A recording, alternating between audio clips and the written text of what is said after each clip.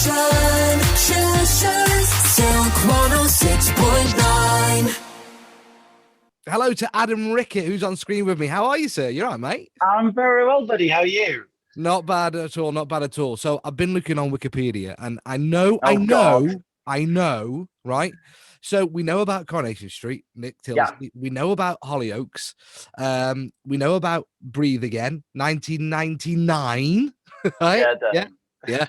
We know about the six pack. My wife knows about the six pack from way back then, right? What I don't remember, I'm really sorry about this, is Shortland Street. Yeah. Why do I not know about this? Because it's over in New Zealand for starters. You went to New Zealand, yeah? Yeah. I went to do a 3-month job. It was basically they had this part which they've been trying to cast for ages for like an English backpacker who had like a sordid history. And I was friends with somebody who used to be a writer on it. And they got in touch with me and said, would you fancy doing this for 3 months? I was like, yeah, 3 months paid holiday in New Zealand. I'll take that. Got there, the 3 months turned into 5 years. Because it's just the sickest place in the world. Honestly, it's like God got really drunk and took the entire planet and put it in one country. You can literally be snowboarding in the morning and then in the afternoon be surfing in Bermuda shorts. So I absolutely loved it, which is why I did end up staying for so long. But then kind of you get homesick after 5 years. So made my way back. Well, I mean, that's on my bucket list to go to New Zealand. I've never been, but I've seen it on TV and photographs. Mate, honestly, it is insane. And the nice thing about it is that it's everyone is genuinely absolutely lovely. I mean, it's geographically it's 10% bigger than the UK, but there's only 5 million people live there. So it is you can go weeks without seeing anybody. But then when you do see people, they are just so lovely and so giving and so caring, and there's such a sort of a community vibe to it. And there is just this whole mentality of it's kind of European, unlike the Brits, in that it's just kind of like work is something you do to pay for your pastime. I would go out on a Saturday night, and I went out there with my British head on of let's get ratted and be out till 4 o'clock in the morning, and that's the weekend in bed. And I swear to goodness, every single Friday or Saturday night it gets 10:30. And the whole of Auckland city centre would just die on the spot, and there'd be nobody out. And I was like, "Why is nobody out?" And they were like, "Oh, because nobody wants to be hungover the next day, because they all want to be out hiking or mountaineering or anything like this." So honestly, it is beautiful. Wow. Well, with the New Zealand thing, anyway, I'm definitely going to try and get over there. It's, definitely on my bucket list. Right, Adam. Let's talk about the business over in Knutsford. How are things going with Dexter and Jones? Are you confident you're going to be all right after it all blown over eventually? Yeah. I mean, I had great skill in that obviously I'm an actor. And then my wife and I had Dexter and Jones as kind of like our side thing. So I basically choose sort of the entertainment industry and the hospitality industry. So I really did well when it came to COVID. Literally all I could do now is retrain as an airline pilot, and I'd have the holy trifecta.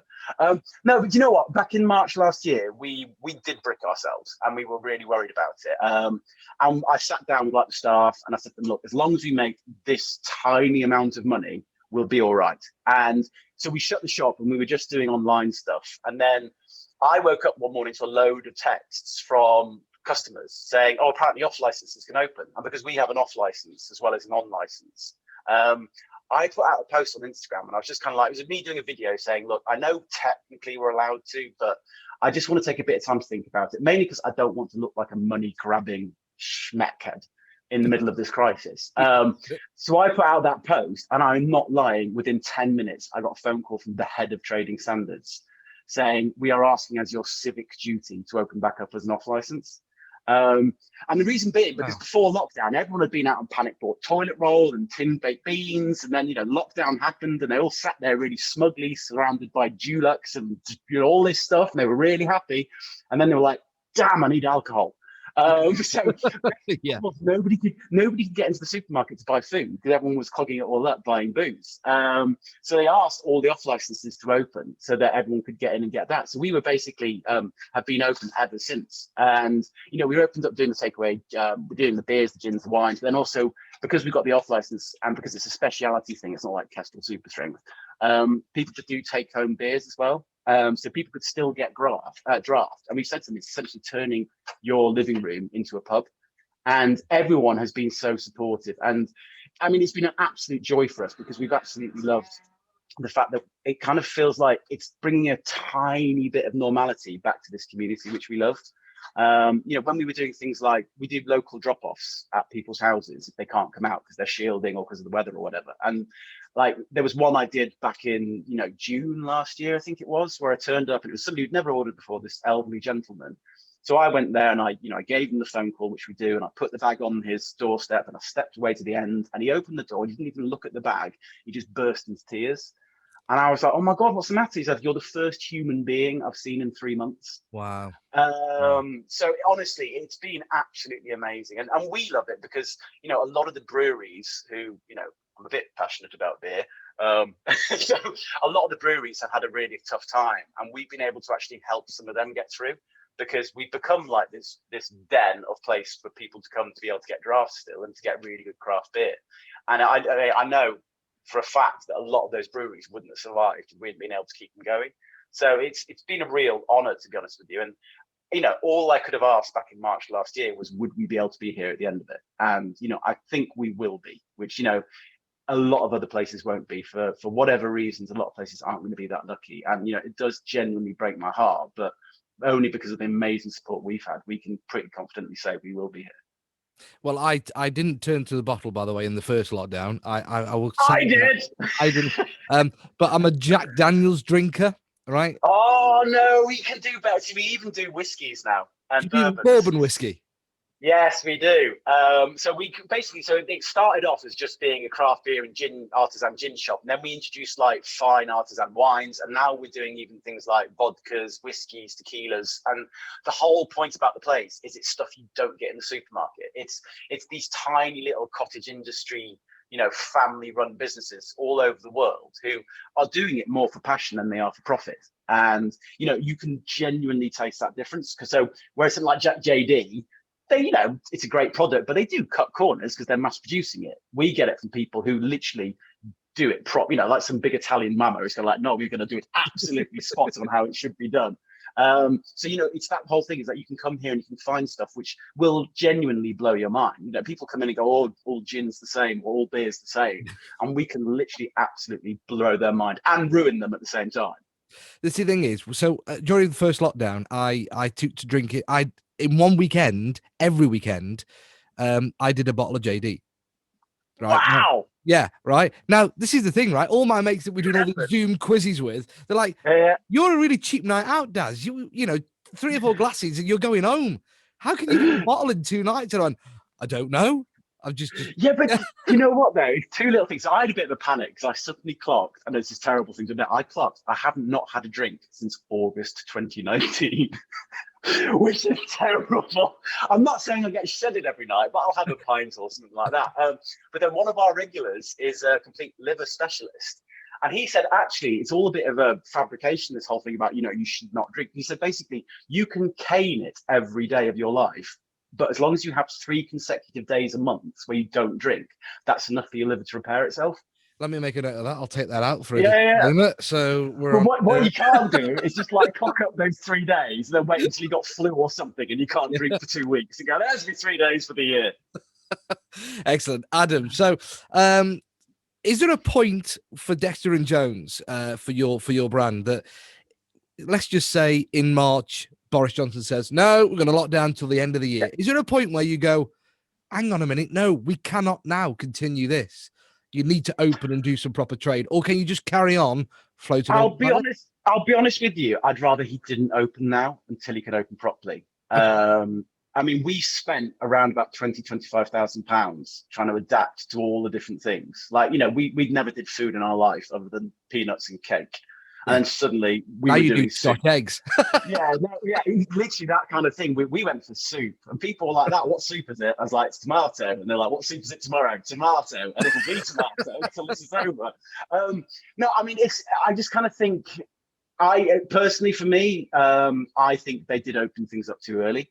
I think they should have kept things shut longer. And I think me and probably the rest of the people in the hospitality trade are now saying, just don't open us until we can open properly. It is the stopping and the starting that's actually causing more problems, because it's not just a question of opening your doors. For a lot of those, small country pubs out there, they have to buy in a load of cask ale.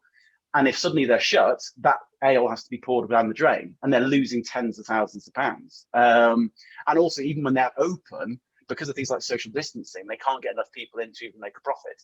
So I actually do think for the hospitality trade now, I think it would be better just to stay shut until they can open properly. And I think also that would incentivize people more to do things like get their vaccination, do social distancing. There's nothing like dangling the alcohol carrot in front of people's faces to make them actually do something. Yeah. So, just advertise your shop then. Tell us, sell your shop to me then. For the people that don't know, Dexter and Jones, where are you and what do you offer right now in the middle of a lockdown? So we are Dexter and Jones. We're based in Knutsford Town Centre.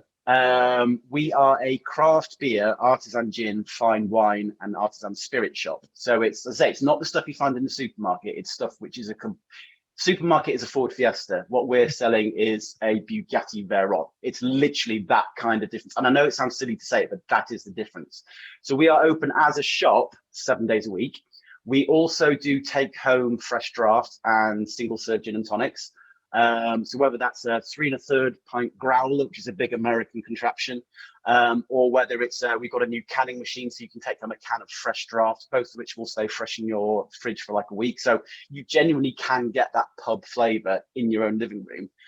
Even if you can't get to us, we have a 24-hour courier service around the country. So you can go online to dexterandjones.co.uk, place your order, and it will be with you in 24 hours.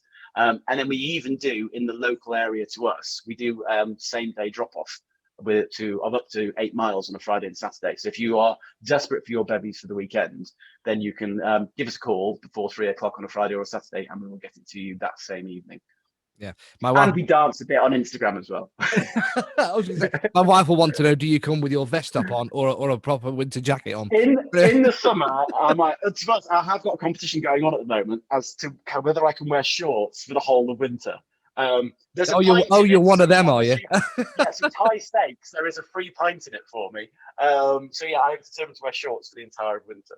Fabulous, Adam. Thank you very much. You're married to Katie Fawcett, aren't you? Yeah, Katie Rickitt now. Thanks. Sorry. Yeah, I've seen her on telly doing the news and whatnot and GMT. Yeah, she pretends to be very knowledgeable and very serious. Neither of which are true. Trust me. Yeah. How is she anyway? Is she? She's good. She's good. Yeah. I mean, she's feeling a lot better because she's been kind of bricking herself about me for the last year because I'm high risk. Are you? Various medical. Oh, yeah, sorry. I've got loads. No. I've got like loads of autoimmune disorders, which meant I was kind of like, I should have been shielding since March last year, but I just knew I wouldn't cope with that. So which is why I've been here every day. So she's been nervous for the last year, but then I literally on Sunday got a phone call saying you're coming for your vaccination tomorrow. So she's feeling a lot better about things now. She's kind of like chilled out, mainly because she can't cook, clean or shop. So she needs me alive so she can sit on her ass and not do anything. Well, she's got to do some reporting at some point, hasn't she? She's got to be very serious. Yes, she's got to pretend. Wait till she gets a football story, then literally the panic in her eyes, and she's just like, I don't understand. Yeah, fabulous, Adam. It's brilliant to talk to you, mate. Brilliant to talk to you. All right, so thank you very much for your time anyway. Your station, Silk 106.9.